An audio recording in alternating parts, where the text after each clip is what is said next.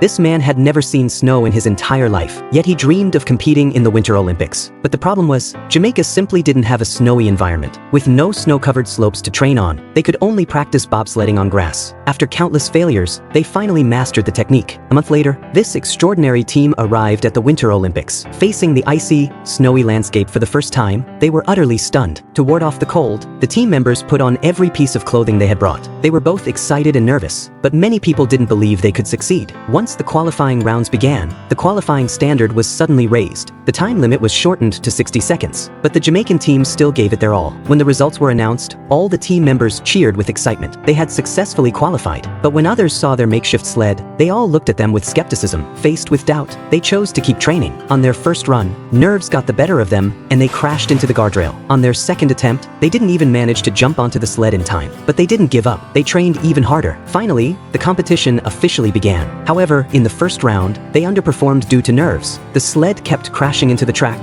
and they ultimately finished last. Everyone felt disappointed. At that moment, their coach told them, "Stay calm, you still have a chance." The team rallied. Their teamwork grew increasingly seamless. In the next round, they performed at their very best. Thanks to their outstanding performance, they advanced to the finals. On the day of the final, they were brimming with confidence. Just as they were making their final sprint, the sled suddenly malfunctioned. After losing control, the sled flipped over. The entire stadium fell silent in an instant. Everyone thought the race was over, but the very next second, the team members hoisted the sled onto their shoulders and pressed on. They carried the sled toward the finish line. At that moment, the entire audience rose to their feet and applauded.